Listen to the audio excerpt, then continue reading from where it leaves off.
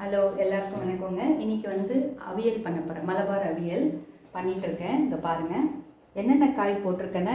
இப்போ தான் பொங்கல் பண்டிகை முடிஞ்சது. சரி, வீட்டில் எல்லா காயும் இருந்த காய் போட்டிருக்கேன். கேரட்டு, அப்புறம் சிவப்பு பூசணிக்காய், அப்புறம் வந்து இது சௌச்சௌ, பச்சை பட்டாணி, அப்புறம் வந்து வெள்ளை பூசணி, வாழைக்காய், அப்புறம் சக்கரவள்ளி கிழங்கு. இந்த காய் போட்டிருக்கேன்.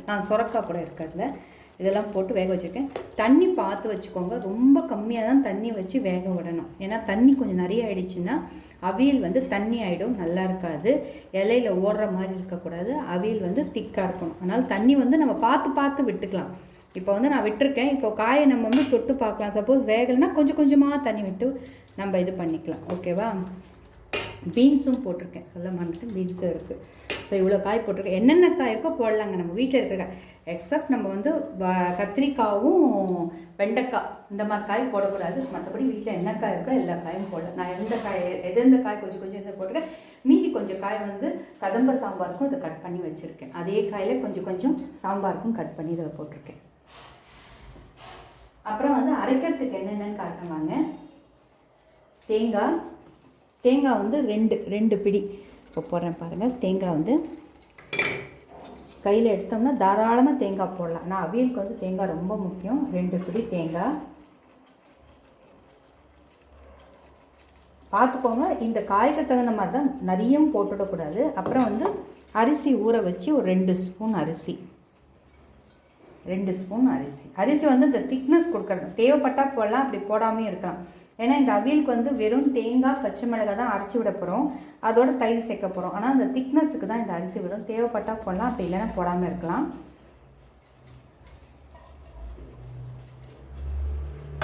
அப்புறம் 3 பச்சை மிளகாய், காரத்துக்கு ஏற்ற மாதிரி பச்சை மிளகாய். அதாவது நம்ம எவ்வளோ அவியல் செய்கிறோமோ அதுக்கு தகுந்த மாதிரி பச்சை மிளகாய்.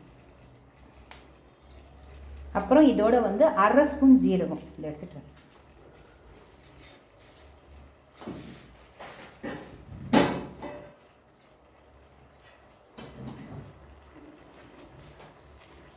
1/2 ஸ்பூன் ஜீரகம். பாருங்கள், ஜீரகம் கம்மியாக போடுங்க. நிறைய போட்டோம்னா நம்மளுக்கு அவியல் வந்து மோர் குழம்பு ஸ்மெல் வந்துடும். அதனால் இந்த ஜீரகம் கூட நான் எதுக்கு போடுறேன்னா நமக்கு டைஜஷனுக்கு. ஏன்னா இதில் வந்து நிறைய வந்து நம்ம கிழங்கு வெரைட்டி போடுவோம்.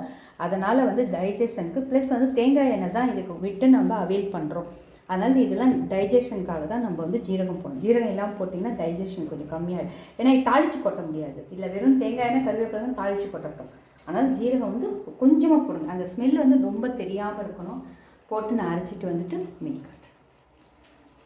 அவியல் காய் நல்லா வெந்துருச்சுங்க. தண்ணியும் நல்லா வட்டிடுச்சு பாருங்கள். தண்ணியே இல்லை, இப்படி இருக்கணும்.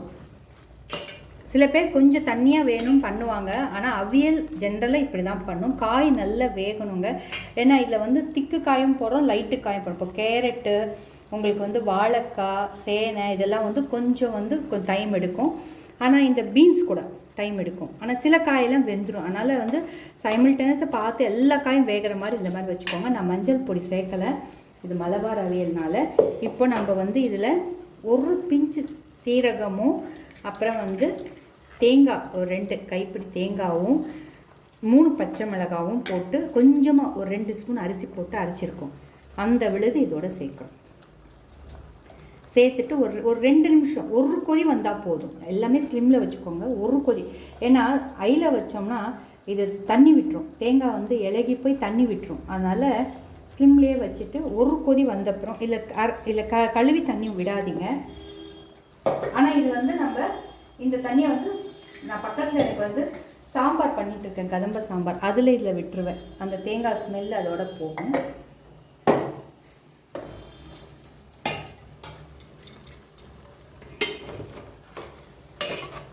நல்லா கலந்து விட்டுட்டு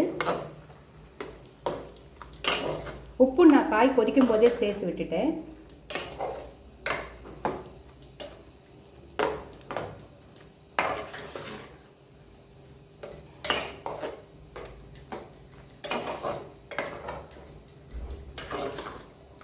பார்த்தீங்களா, அடி பாத்திரத்தை தண்ணியே இருக்காது. இப்படி தான் இருக்கணும். அப்படி இருந்தால் தான் உங்களுக்கு வந்து அவியல் நல்லா இலையில நம்ம தட்டில் போடும்போது ஓடாது. இல்லாட்டி கொஞ்சம் மோர் குழம்பு மாதிரி ஆகிடும். அதனால் இப்படி தான் இருக்கணும். ஒரு கொதி ஏன்னா ஸ்லிம்மில் தான் வச்சுருக்கோம். ஒரு கொதி அந்த பச்சை வாசம் போனால் போதும். ஏன்னா நிறைய கொதிச்சுன்னா தண்ணி நீர்த்துரும், திரும்பி இதுவும் நீர்த்துரும். ஆனால் இவ்வளோ தான் பண்ணணும். முடிஞ்சாச்சு. இப்போ வந்து நம்ம இது மேலே என்ன பண்ண போகிறோன்னா, ஒரு சின்ன வானலில் தேங்காய் எண்ணெய் சூடு பண்ணிவிட்டு கருவேப்பிலை போட்டு தாளித்து ஊற்ற போகிறோம். அப்புறம் வந்து இறக்கிட்டு தயிர் விட போகிறோம். ஏன்னா இந்த சூட்டில் தயிர் விட்டால் நீர்த்துடும்.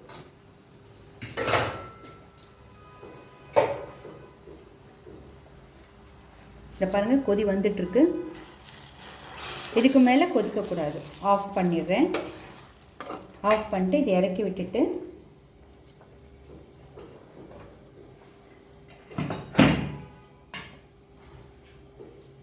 இப்போ வந்து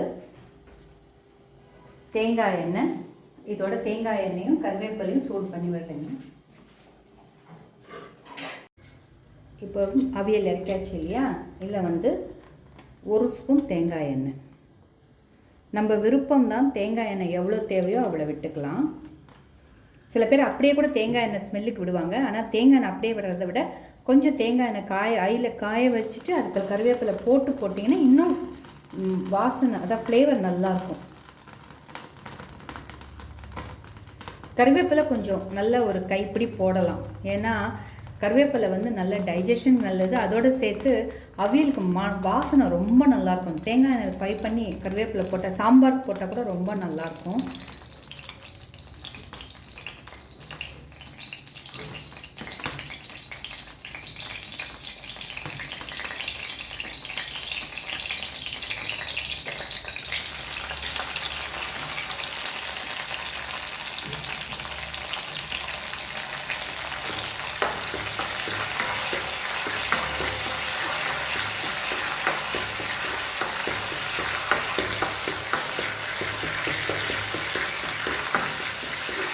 அந்த கருவேப்பிலை அப்படியே பச்சையாக போடுறது, தேங்காய் எண்ணெயில் கொஞ்சம் ஃப்ரை பண்ணி போட்டிங்கன்னா இன்னும் வாசனை நல்லாயிருக்கும்.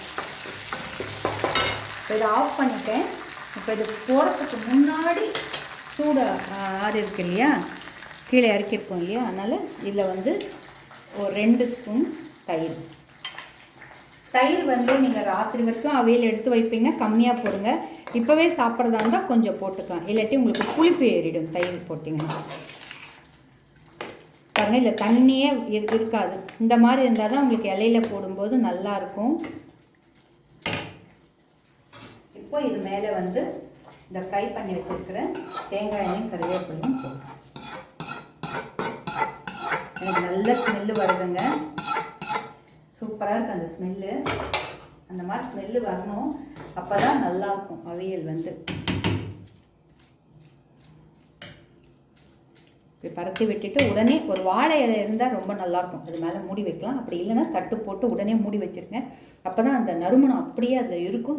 நம்ம பரிமாறும்போது அந்த தேங்காய் எண்ணெய் கருவேப்பிலை அந்த வாசனையோட அவியல் வந்து ரொம்ப நல்லாயிருக்கும். அப்படி எடுத்து கரண்டியில் அப்படியே போடலாம், ரொம்ப நல்லாயிருக்கும். இது வந்து சாதத்துக்கு நல்லாயிருக்கும். முக்கியமாக புளியோதரெல்லாம் பண்ணால் நல்லாயிருக்கும் சைட் டிஷ்ஷு. அப்புறம் வந்து அடைக்கு நல்லாயிருக்கும். எல்லாத்துக்குமே அவியல் வந்து சூட்டபிள் தான், நல்லாயிருக்கும். இது மாதிரி ட்ரை பண்ணி பாருங்கள். நான் சொன்ன இதே அளவில் இதே மெஷர்மெண்ட்டில் ட்ரை பண்ணி பாருங்கள், ரொம்ப நல்லா வரும்.